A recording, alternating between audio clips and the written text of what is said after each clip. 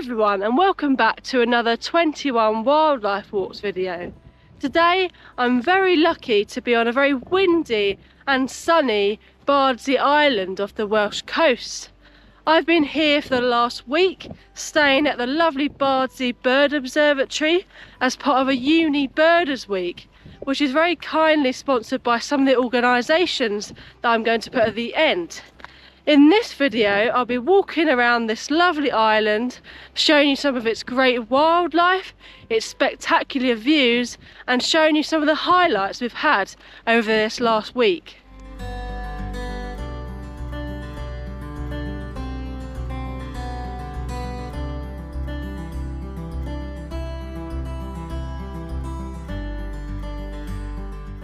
So as well as being a lovely place to walk around, Bardsey Island is a great place to be for bird migration. And over this last week, we've seen lots of migrant birds, including spotted flycatchers, also lots of willow warblers. So we had a whole full of probably around 200 willow warblers. Yesterday I saw a common redstart, and probably the highlight was seeing a melodious warbler, which is quite rare. So not only is this a great place to see birds, there's also plenty of other amazing wildlife here, like the colony of grey seals, which you can see all the way around the island, which are currently pupping. And there's also been this week my first ever pod of Risso's dolphins, which we've been seeing most days from the observatory, swimming along the coastline here, which has been an incredible sight.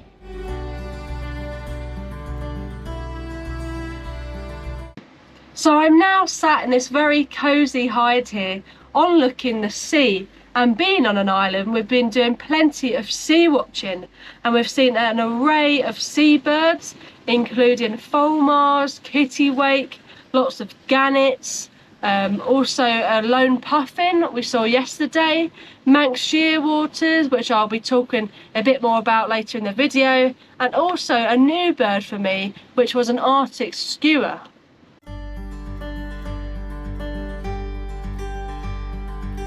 So now I'm joined with Director of Operations here at Bardsey Bird Observatory and Chairman of the Bird Observatory Council, Steve Stansfield. Hi Steve. Hi Maya. Thank you for joining me today on this lovely day here on Bardsey. So I was just going to ask you a few questions. So the first one is, what is the work of bird observatories? So what do they do? The primary work of observatories is to monitor bird migration. The observatories do a lot more than that, but the crux of the work is migration monitoring. And most observatories have full-time staff working, going out on a daily basis, ringing, counting birds, things like that. But also, it's not just birds these days. It's all aspects of natural history and wildlife, so butterflies, dragonflies, moths, dolphins, seals. Like yesterday we had some fantastic views of Risso's dolphins. And it's very broad range. Most observatories offer accommodation, so like here on Bardsey we've got the 16-bed hostel, which we also run. Places like Spurn, Portland, Sandwich Bay, North Hornsey, Fair Isle, they've all got accommodation from varying degrees. So it's fairly basic in the 150-year-old farmhouse we've got here, through to North Hornsey, which is like a 3-star guest house. Oh, wow. And Fair Isle, when they eventually rebuild it after the fire, will be an absolutely amazing place to go and stay. No, it's lovely here, and you know, the work you do is so important for monitoring bird populations and obviously all types of wildlife. But what is so special about Bardsey? Everything. Everything. Yes. We were out last night until like 3 o'clock, I think we went to bed.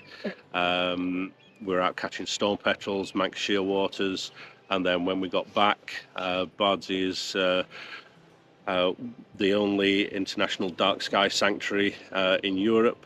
We were looking at the stars, looking at the Galilean moons around Jupiter, the rings around Saturn. It's really, really dark here, so you can see Saturn like that, and the other planets. On days like today, where it's really warm, it's beautiful.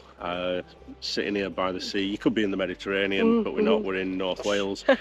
Yeah, it's just an amazing place. The day you arrived, or a couple of days after you arrived, we had a large arrival of willow warblers. There's over 250 willow warblers, nearly 40 spotted flycatchers. There's loads of house martins and swallows passing through. Then, yeah, we've got nearly 30,000 pairs of Manx shearwaters. So Bardsey is one of the 4 main colonies on the whole planet for Manx shearwater. It's the 4th largest colony in the world. Oh. So yeah, it's an amazing place. Yeah. I mean, even just being here a few days, like walking around, it just, so incredible, the wildlife here, and just the, the views and how sort of tranquil it is. Just, yeah, I could definitely get used to it. So you mentioned about the Manx shearwaters. Could you tell us maybe a little bit more about them? Yeah, well, as I say, we've got about 25 to 30,000 pairs. The population of Manx shearwater has increased dramatically in the just over 25 years that I've been here. When I got here, there was about 7,000 pairs, so they've more than trebled. Then these birds, they live forever. They're fantastic. We regularly catch birds that are 35, 40 years old. And Bardsey had, last time we caught one specific Manx shearwater in 2008. It's probably dead now, but we don't know for certain. It had a ring on its leg for 51 years. Wow. So it was, at that point, the oldest wild bird alive in the world. So it was in the Guinness Book of Records. It's now been superseded by an albatross in the southern hemisphere. So it's certainly the oldest bird in the northern hemisphere. And they travel thousands of miles. We've been doing some sort of GPS and satellite tracking of the Manx shearwaters over the past couple of years with working with Bangor University, and what we're finding out about these birds is amazing. Only last week we got a tag back from one bird that had been on a 10-day round trip to out beyond northwest Iceland. We're getting birds that are regularly going up to Scotland to feed, going right up the River Clyde, and then in the winter months, after they've reared their chicks, they go off to South America, go down the west coast of Africa, then go across to South America, and then on the return journey up the east side of Southern America, up the eastern seaboard of the US, and then come across the North Atlantic back to Bardsey. And they're doing this sort of year after year for sort of 25, 30 years. We've not looked at the retrap numbers for the birds that we caught last night and the night before, but there's probably birds that are older than you. Wow. So they're incredible birds, aren't they? They're fantastic. Yeah, absolutely amazing. Well, thank you very much for joining me today. You're welcome. And thank you very much for setting up and running this Uni Birders Week, because it's so important to have opportunities like this for young people to come to amazing places like this, and it's really going to inspire a next generation of conservationists, ornithologists, future people that are going to run islands like this. Yeah, I'm getting older. I'm not planning on retiring yet. Won't be retiring for at least another 20 years, I think. I hope. Keep going. Keep going. But yeah, you're right. We do need to have people of your age coming along, getting the experience and ready to take over in 10, 15 years when I'm ready to retire. Ed, my assistant, he's been with us for 2 years now. and he's absolutely fantastic, and he'll go on to make a great warden one day. Yeah, well, thank you very much for joining me. Cool.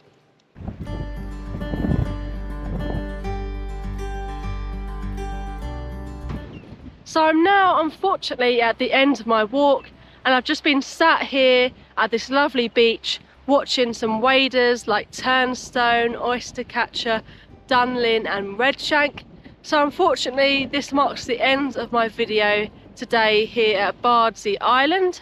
I just wanted to say a massive thank you to Steve, Emma, Ed and Kate who've helped at the Uni Birders Week, and of course all the other students, and it's been an absolutely incredible time. It's been long awaited, and I've had such an amazing time walking around the island, learning more about its wildlife. I would highly recommend coming along. It's not just its wildlife as well, it's an incredible place to walk around, and its night sky is amazing as well. It's actually a dark sky sanctuary, the only one in Europe, so I'd highly recommend coming along. And thank you for watching today's video. If you can, please donate to my Just Giving page, where I'm trying to raise £2,100 for the BTO. I'll see you on the next one.